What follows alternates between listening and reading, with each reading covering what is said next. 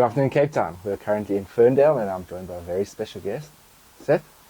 Seth, thanks for joining us. Thank you so much. Thanks for having me. Cause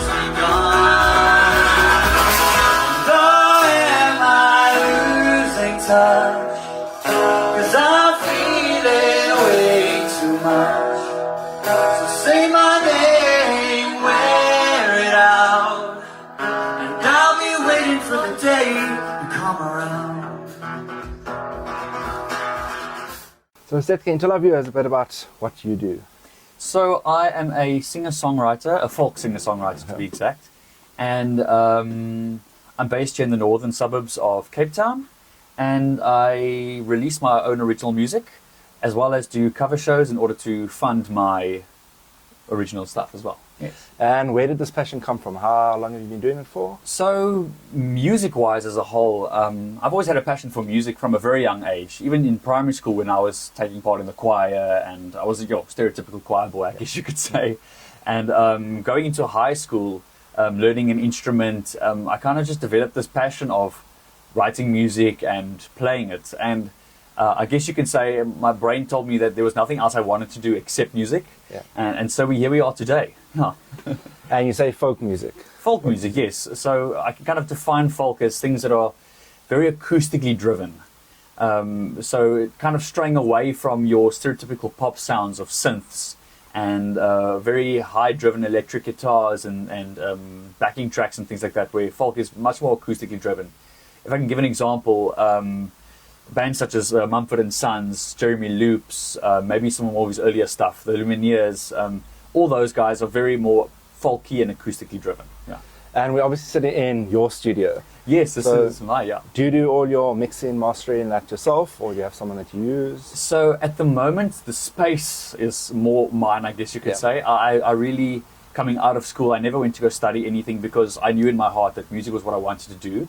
And so I took the study money, I guess you can call it, and I invested in a space for myself to create and to record and to practice and to just own my craft. In this space, exactly, I do outsource producers because I haven't really nailed the proper doing it of just yet. I do still record my own demos and write all my songs here, but I do bring in outside producers and people to do the recordings. Okay, and where do our viewers find your music? So my music can be found on basically all your major streaming platforms, from Apple Music to YouTube, Spotify, iTunes. The list kind of, there's a massive list of where all the places that it does go out, but on the major streaming platforms you can find it there. And what is your name on the platforms? Platforms you can find it under Seth Cort. That Seth Cort is spelled Sethcort. I know a lot of people get the Cort part wrong, so Seth Cort, you can find it there. And do you perform all around Cape Town? Are you more northern suburbs based? So at the moment, I'm actually based very broadly around kind of everywhere. Okay. I do a lot of cover shows in Townside. I can give an example of places such as the Blue Room and Culture Wine Bar, where I play things that are a little bit more refined, as it's a very classy, very upper league place, I guess you can kind of say it like that, as Cape Town City is. And then I also find myself in some local places here in the northern suburbs, as well as a lot of places like wine farms and Stellenbosch as well. Yeah. And I know we were speaking earlier on that we're obviously based out in the West Coast.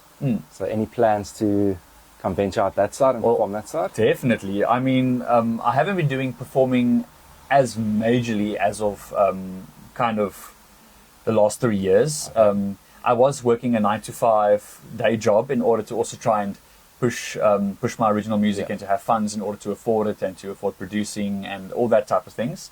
But I got to a point where I couldn't grow musically any more further because I was being kind of held back, I guess you can say, by my day job. Yeah. And so I actually resigned at the end of last year. And so this is going into this year. This is now my first year fully solo doing music full time.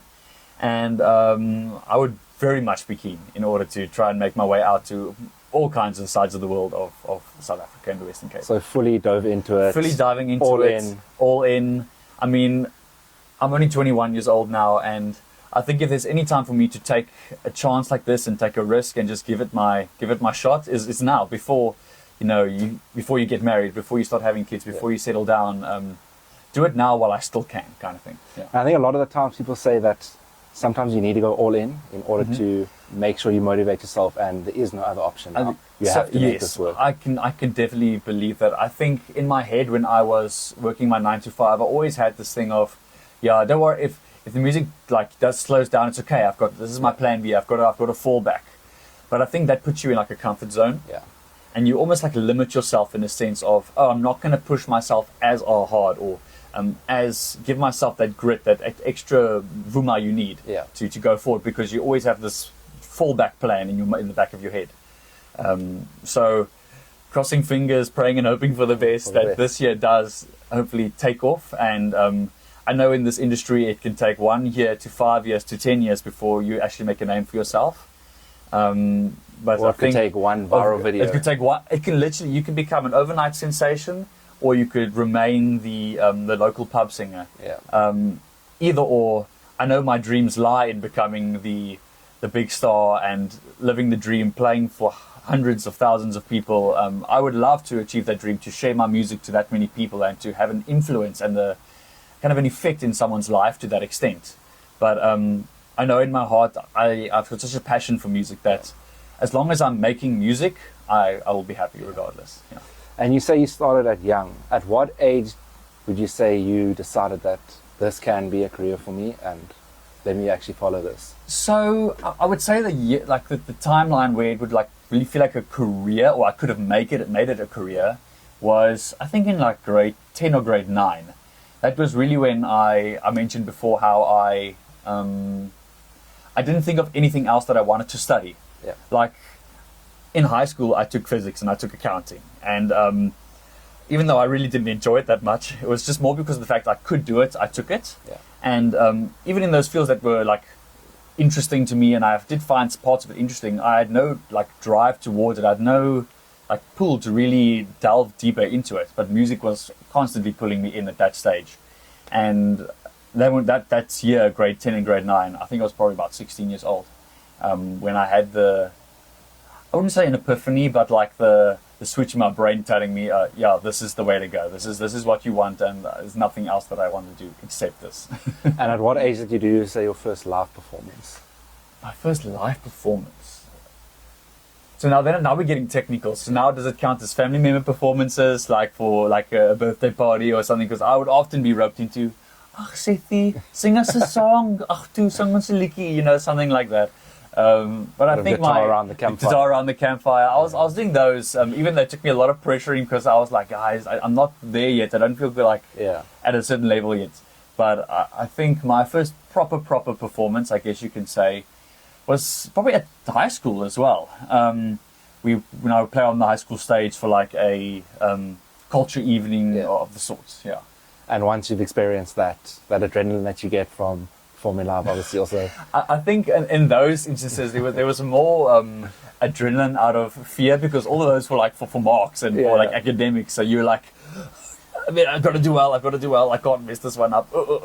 But nowadays, when I think I've definitely grown a lot in terms of my stage presence and being comfortable in front of a crowd.